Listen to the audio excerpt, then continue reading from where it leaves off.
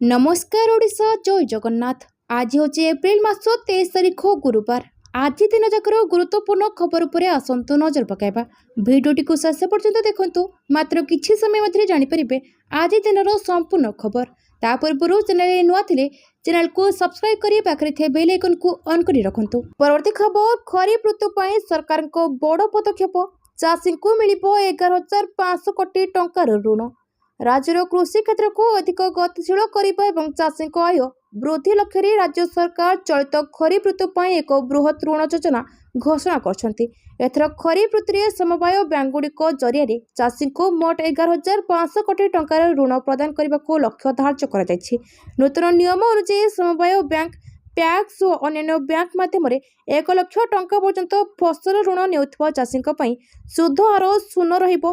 सेपरि 1 लाख रु 3 लाख टंका पर्यंत ऋण नेउथिबा चाषी सुध हार मात्र 2% रहिबो। जदि सेमाने निर्धारित समय मध्य ऋण परिशोध करती सरकार स्पष्ट करछन्ति जे एणिकी पैक्स जरिए समस्त स्वल्प मियादी कृषि ऋण केवल ऑनलाइन माध्यम ही प्रदान करा। जो पैक्स गुड़िक ऑनलाइन व्यवस्था ग्रहण करना सेमानकु खरीफ 2026 रिफाइनान्स सुविधा मिलिब नाही।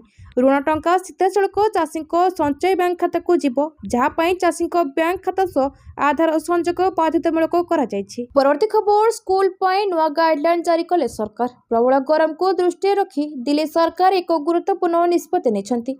सरकार स्कूल गुड़िक नुआ गाइडलाइन जारी करछंती। पिलामानक स्वास्थ्य को प्राथमिकता दे सरकार एमिति एक गुरुत्वपूर्ण पदक्षेप नेछंती।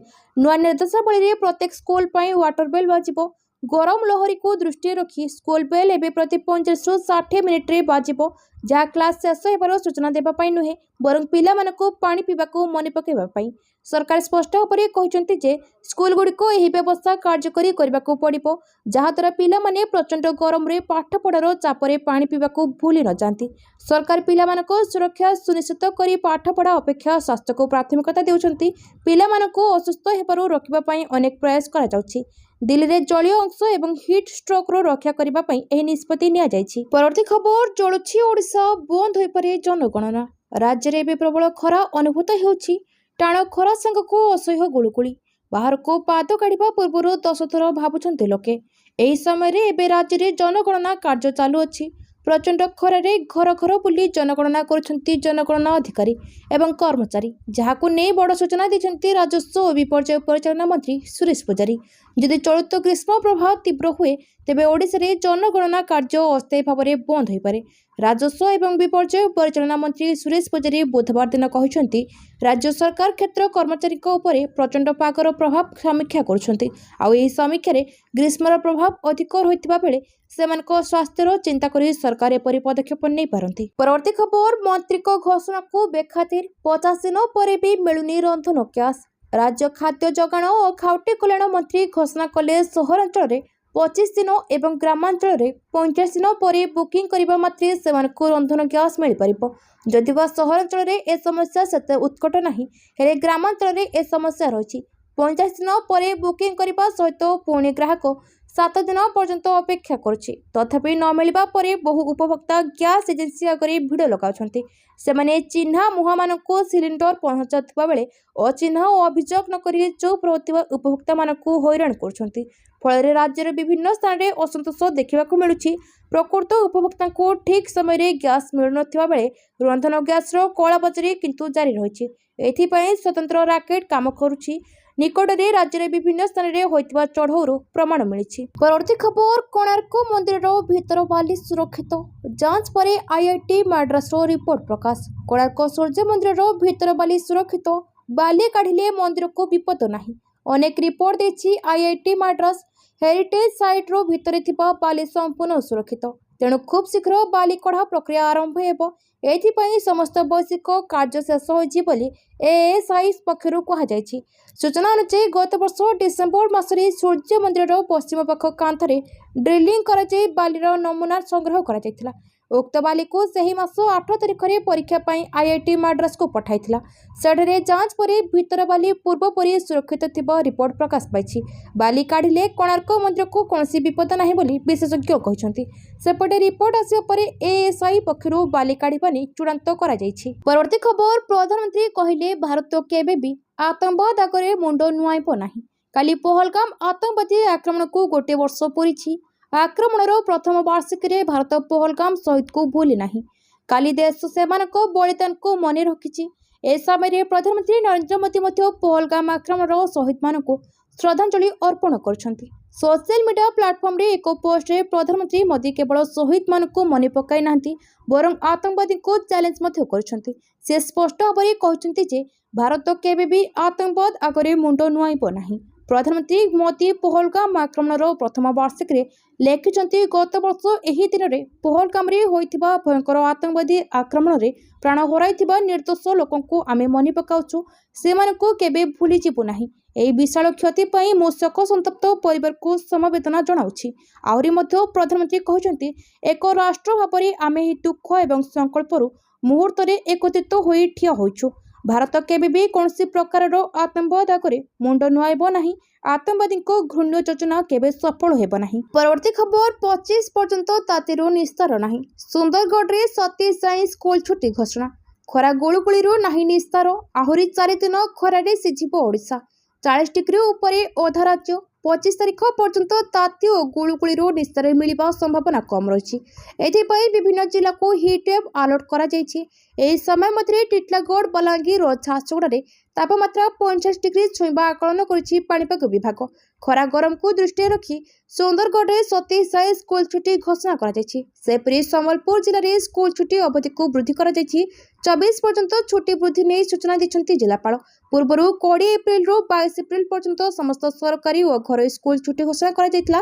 ସେପରି ଗ୍ରୀଷ୍ମ ପ୍ରବାହକୁ ଦୃଷ୍ଟିରେ ରଖି ଗଜପତି ଜିଲ୍ଲାରେ ସମସ୍ତ ସ୍କୁଲ ଆସନ୍ତା 3 ଦିନ ପାଇଁ ଛୁଟି ଘୋଷଣା କରାଯାଇଛି।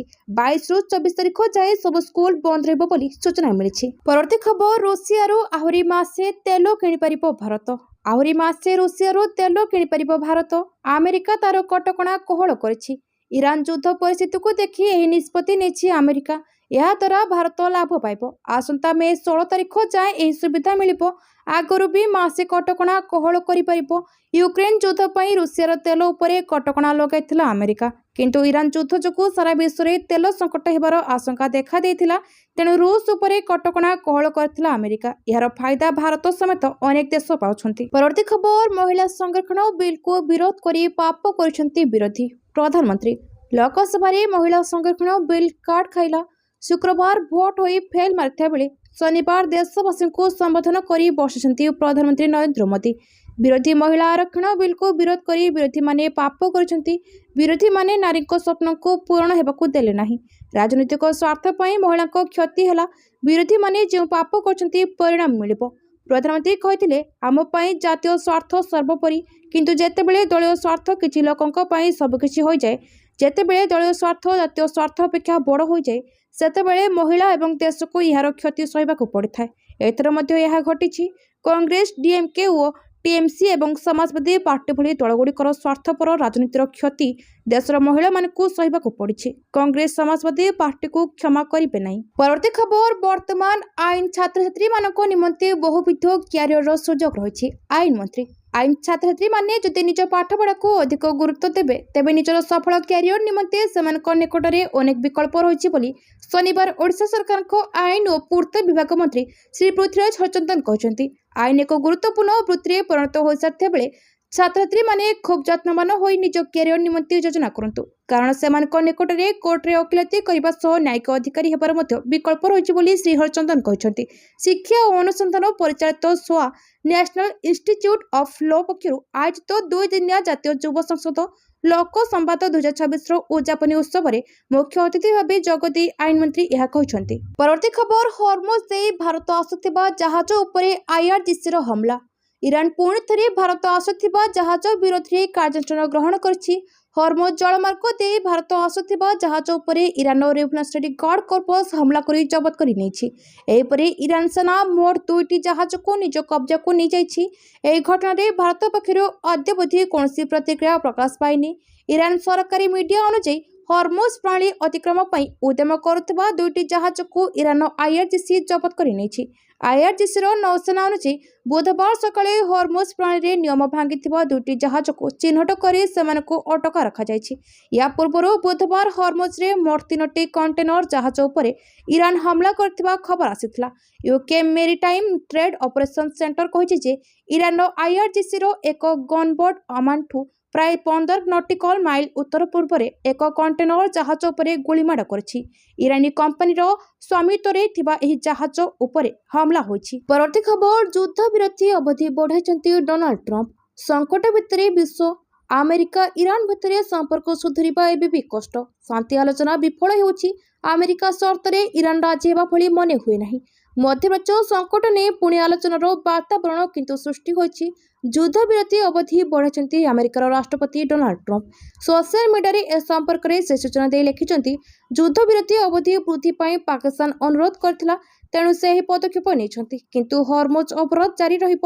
ଇରାନର ସମସ୍ତ ବନ୍ଦରକୁ ଅବରୋଧ ଜାରି ରହିବ। କଥାବାର୍ତ୍ତା ପାଇଁ ଉପରାଷ୍ଟ୍ରପତି JD ଭାନ୍ସ ଇସଲାମାବାଦ ଆସିବେନି ବୋଲି ମଧ୍ୟ କହିଛନ୍ତି ଟ୍ରମ୍ପ। ସେପଟେ ଇରାନ ଏହାକୁ ପ୍ରତ୍ୟାଖ୍ୟାନ କରିଛି। କହିଛି ଟ୍ରମ୍ପ ନିଜେ ଏହି ଘୋଷଣା କରିଛନ୍ତି। ପରବର୍ତ୍ତୀ ଖବର, ଆଜି ପଶ୍ଚିମବଙ୍ଗରେ ପ୍ରଥମ ପର୍ଯ୍ୟାୟ ନିର୍ବାଚନ। ଓଡ଼ିଶାର ପଡ଼ୋଶୀ ରାଜ୍ୟରେ ଏବେ ନିର୍ବାଚନୀ ମାହୋଲ। ଦିଦି ବନାମ ମୋଦି, ମାଛି ଭାତି ବଙ୍ଗାଳୀ ନାରୀକୁ ନେଇ ତୀବ୍ର ରାଜନୈତିକ ଲଢ଼େଇ।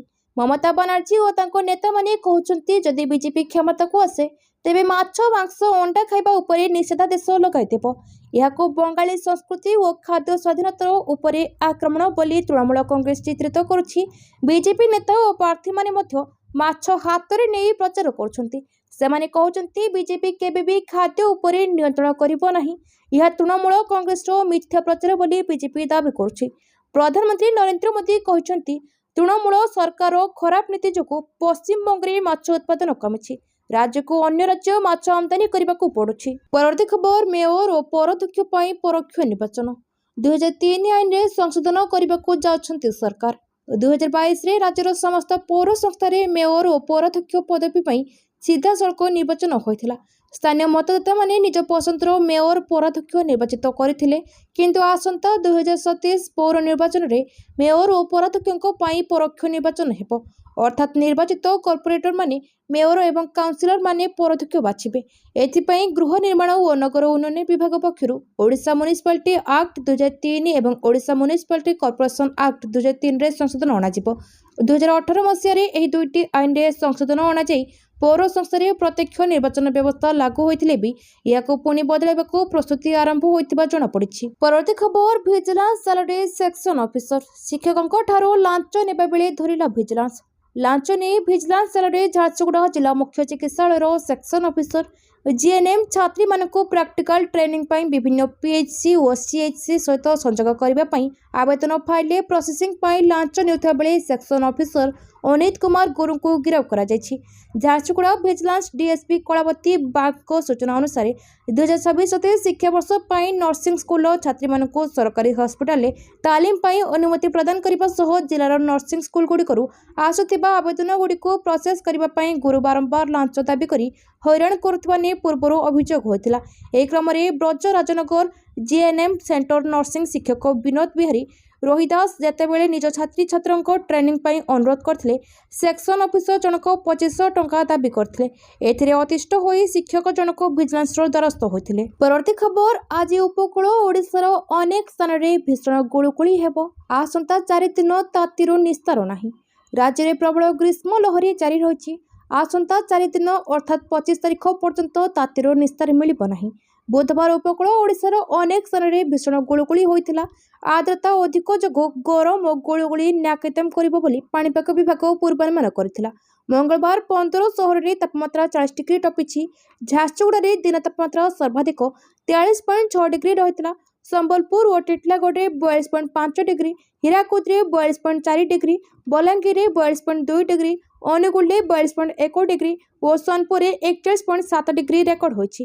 25 ତାରିଖ ପରେ ଦିନ ତାପମାତ୍ରା 2ରୁ 3 ଡିଗ୍ରୀ କମିପାରେ ବୋଲି ପାଣିପାଗ ବିଭାଗ ଆକଳନ କରିଛି। ପରବର୍ତ୍ତୀ ଖବର, ନାମ ଠିକଣା ଚେହେରା ବଦଳାଇ ପାକିସ୍ତାନରେ ଲୁଚିଛି ପହଲଗାମ ମାଷ୍ଟର ମାଇଣ୍ଡ ସାଜିଦ। ଆସିଲା ଫଟୋ। ପହଲଗାମ ଆତଙ୍କୀ ଆକ୍ରମଣକୁ ବର୍ଷେ ପୁରୁଛି। ଏହି ନରସଂହାରର ମାଷ୍ଟର ମାଇଣ୍ଡ ବଡ଼ ଖେଳାର ପର୍ଦ୍ଦାଫାଶ ହୋଇଛି। ଜାତୀୟ ଗଣମାଧ୍ୟମରେ ପ୍ରସାରିତ ରିପୋର୍ଟରେ ପାକିସ୍ତାନରେ ଥିବା ଆତଙ୍କବାଦୀଙ୍କ ବିଷୟରେ ଫଟୋ ଏବଂ ସମ୍ପୂର୍ଣ୍ଣ ସୂଚନା ସାମ୍ନାକୁ ଆସିଛି ଯେ କାଶ୍ମୀରରେ ଆକ୍ରମଣ ଯୋଜନା କରିଥିଲା ଏହି ମାଷ୍ଟରମାଇଣ୍ଡର ନାମ ସାଜିଦ୍ ଜଟ୍। ଲସ୍କର ଏବଂ TRFର ମୋଷ୍ଟ ୱାଣ୍ଟେଡ୍ ଆତଙ୍କବାଦୀ ଥିଲା, କିନ୍ତୁ ଆଶ୍ଚର୍ଯ୍ୟଜନକ ଭାବରେ ସେ ଆଉ ସେଠାରେ ସାଜିଦ୍ ଭାବରେ ନୁହେଁ ବରଂ ସେ ନିଜର ପରିଚୟ ରୂପ ବଦଳାଇ ରହୁଛି। ଏକ ସ୍ୱତନ୍ତ୍ର ତଦନ୍ତରୁ ଆତଙ୍କବାଦୀର ପ୍ରଥମ ଫଟୋ ଓ ପାକିସ୍ତାନରେ ଲୁଚି ରହିଥିବାର ପ୍ରମାଣ ପ୍ରକାଶ ପାଇଛି। ପରବର୍ତ୍ତୀ ଖବର, ବଙ୍ଗଳା ନିର୍ବାଚନ ଉପରେ ECIଙ୍କ କଡ଼ା ପଦକ୍ଷେପ, ପ୍ରଥମ ଥର ପାଇଁ ଆକାଶ ମାର୍ଗରୁ ସର୍ଭେ। ନିର୍ବାଚନ କମିଶନ ପଶ୍ଚିମବଙ୍ଗ ନିର୍ବାଚନ ପାଇଁ କଡ଼ା ନିର୍ଦ୍ଦେଶାବଳୀ ଜାରି କରିଛନ୍ତି।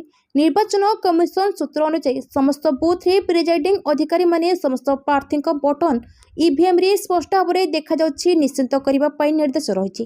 ନିର୍ବାଚନ କମିଶନ ଦ୍ୱାରା ଜାରି ନିର୍ଦ୍ଦେଶାବଳୀରେ କୁହାଯାଇଛି ଯେ ପ୍ରାର୍ଥୀମାନେ ସେମାନଙ୍କର ଭୋଟର ଗୋପନୀୟତା ବଜାୟ ରଖିବେ ଏବଂ ବାଲଟ ୟୁନିଟ୍ ବଟନରେ କୌଣସି ରଙ୍ଗ, କାଳି, ସୁଗନ୍ଧି କିମ୍ବା ଅନ୍ୟ ରାସାୟନିକ ପଦାର୍ଥ ବ୍ୟବହାର ନ ହୁଏ ସେଥିପାଇଁ ବିଶେଷ ଧ୍ୟାନ ଦିଆଯିବ। ଏପରି କୌଣସି ଘଟଣା ଘଟିଲେ ପ୍ରିଜାଇଡିଂ ଅଧିକାରୀ ତୁରନ୍ତ ସେକ୍ଟର ଅଧିକାରୀ କିମ୍ବା ରିଟର୍ଣ୍ଣିଂ ଅଫିସରଙ୍କୁ ଜଣାଇବେ। ନିର୍ଦ୍ଦେଶାବଳୀରେ ଆହୁରି ଉଲ୍ଲେଖ ଅଛି ଯେ ଏପରି ସମସ୍ତ ମାମଲାକୁ EVM ଟ୍ୟାମ୍ପରିଂ ହସ୍ତକ୍ଷେପ ଭାବରେ ବିବେଚନା କରାଯାଇପାରିବ, ଯାହା ଏକ ନିର୍ବାଚନୀ ଅପରାଧ। ପରବର୍ତ୍ତୀ ଖବର, କଂଗ୍ରେସ ବଙ୍ଗଳାରେ ଖାତା ଖୋଲିପାରିବ ନାହିଁ, ଅମିତ ଶାହ। ବୁଧବାର ଦିନ କେନ୍ଦ୍ରୀୟ ଗୃହମନ୍ତ୍ରୀ ଅମିତ ଶାହ ପଶ୍ଚିମବଙ୍ଗର ଦମଦମରେ ଏକ ନିର୍ବାଚନ ରାଲିକୁ ସମ୍ବୋଧିତ କରି ରାହୁଲ ଗାନ୍ଧୀଙ୍କୁ କହିବାକୁ ଚାହୁଁଥିଲେ ଯେ କଂଗ୍ରେସ ପଶ୍ଚିମବଙ୍ଗରେ ତାର ଖାତା ଖୋଲିପାରିବ ନାହିଁ। ସେ କହିଛନ୍ତି ଯେ ଆସାମରେ କଂଗ୍ରେସ ଏହାର ସବୁଠାରୁ ବଡ଼ ପରାଜୟର ସମ୍ମୁଖୀନ ହେବ। ସେ ଆହୁରି କହିଛନ୍ତି ଯେ ତାମିଲନାଡୁ ଏବଂ ପୁଡୁଚେରୀରେ କଂଗ୍ରେସ ଦୁଇ ଅଙ୍କ ମଧ୍ୟ ଅତିକ୍ରମ କରିପାରିବ ନାହିଁ। କୌଣସି ବିଧାୟକଙ୍କ ପାଇଁ କିମ୍ବା ବିଜେପି ସରକାର ଗଠନ ପାଇଁ ନୁହେଁ, ଅନୁପ୍ରବେଶକାରୀ ମୁକ୍ତ ବଙ୍ଗଳା ଗଠନ ପାଇଁ ଭୋଟ ଦିଅନ୍ତୁ। ଉତ୍ତର ନିର୍ବାଚନୀ ମଣ୍ଡଳୀର ଏକ ନିର୍ବାଚନ ରାଲିକୁ ସମ୍ବୋଧିତ କରି ଅମିତ ଶାହ କହିଛନ୍ତି, ମୋତେ କୁହନ୍ତୁ, ପଶ୍ଚିମବଙ୍ଗରେ କାହାକୁ 4ଟି ବିବାହ ପାଇଁ ଛାଡ଼ ମିଳିବା ଉଚିତ କି? ଆପଣ ଜାଣନ୍ତି କିଏ ଏହା କରୁଛି? ଏହାକୁ ବନ୍ଦ କରିବାର ସହଜ ଉପାୟ ହେଉଛି କମଳ ଚିହ୍ନକୁ ଦବାଇବା ଏବଂ ଆମେ ରାଜ୍ୟର UCC ଆଣିବୁ ଯାହା 3 ତଲାକକୁ ସମାପ୍ତ କରିବ ଏବଂ 4ଟି ବିବାହ କରିବାର ବ୍ୟବସ୍ଥାକୁ ସମାପ୍ତ କରିବ। ପରବର୍ତ୍ତୀ ଖବର, ମମତା ଗଣତନ୍ତ୍ରକୁ ବିପଦରେ ପକାଇଛନ୍ତି ସୁପ୍ରିମକୋର୍ଟ। ପଶ୍ଚିମବଙ୍ଗ ମୁଖ୍ୟମନ୍ତ୍ରୀ ମମତା ବାନାର୍ଜୀଙ୍କୁ ସୁପ୍ରିମକୋର୍ଟଙ୍କ କଡ଼ା ସମାଲୋଚନା। ED ରେଡ୍ ବେଳେ ବାଧା ସୃଷ୍ଟି କରିବା ମାମଲାରେ କଡ଼ା ସମାଲୋଚନା କଲେ ସର୍ବୋଚ୍ଚ ନ୍ୟାୟାଳୟ। ରେଡ୍ ବେଳେ ମମତାଙ୍କ ହସ୍ତକ୍ଷେପକୁ ଭର୍ତ୍ସନା କଲେ ସୁପ୍ରିମକୋର୍ଟ। ବୁଧବାର ଦିନ ସୁପ୍ରିମକୋର୍ଟ ବଙ୍ଗଳା IPSC ଚଢ଼ାଉ ମାମଲାରେ ଶୁଣାଣି କରିଥିଲେ। ଶୁଣାଣି ସମୟରେ ସୁପ୍ରିମକୋର୍ଟ ପଶ୍ଚିମବଙ୍ଗ ମୁଖ୍ୟମନ୍ତ୍ରୀ ମମତା ବାନାର୍ଜୀଙ୍କ ବିଷୟରେ କିଛି କଠୋର ମନ୍ତବ୍ୟ ଦେଇଥିଲେ। ସୁପ୍ରିମକୋର୍ଟ କହିଛନ୍ତି ଯେ ମୁଖ୍ୟମନ୍ତ୍ରୀ ହୋଇ ତଦନ୍ତ ବେଳେ ହସ୍ତକ୍ଷେପ ଆଦୌ ଗ୍ରହଣୀୟ ନୁହେଁ।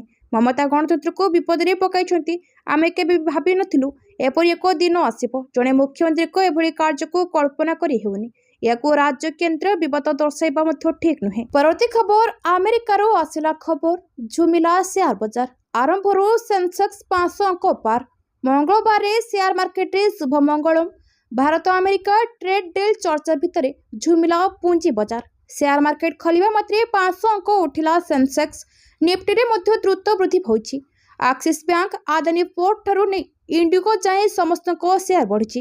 BSEର ସେନ୍ସେକ୍ସ ଇଣ୍ଡେକ୍ସ ମଙ୍ଗଳବାର ସୋମବାର ବନ୍ଦ 78,520 ତୁଳନାରେ 78,617ରେ ଖୋଲିଥିଲା। କାରବାରରେ କିଛି ମିନିଟ୍ ମଧ୍ୟରେ ସେନ୍ସେକ୍ସ 79,000 ଅତିକ୍ରମ କଲା ଏବଂ 500 ପଏଣ୍ଟରୁ ଅଧିକ ବୃଦ୍ଧି ସହିତ 72,032ରେ କାରବାର କରୁଛି। ସେହିପରି ନିଫ୍ଟି ସୋମବାର ବନ୍ଦ 24,364 ତୁଳନାରେ 24,374 ଅଙ୍କରେ ଖୋଲିଥିଲା। ଏହାପରେ 150 ଅଙ୍କ ବୃଦ୍ଧି ପାଇ 24,500 ଅତିକ୍ରମ କରିଥିଲା। ପରବର୍ତ୍ତୀ ଖବର, ପାକିସ୍ତାନ ଫେଲ୍ ହେଲା, ଭାରତ କରିକି ଦେଖାଇବ। ଇରାନ US ମଧ୍ୟରେ ମଧ୍ୟସ୍ଥତା ନେଇ ସଂକେତ ଦେଲେ ରାଜନାଥ ସିଂ। ଇରାନ ଏବଂ ଆମେରିକା ମଧ୍ୟରେ ଚାଲିଥିବା ଯୁଦ୍ଧ ମଧ୍ୟରେ ଭାରତୀୟ ପ୍ରତିରକ୍ଷା ମନ୍ତ୍ରୀ ରାଜନାଥ ସିଂ ବଡ଼ ବୟାନ ଦେଇଛନ୍ତି।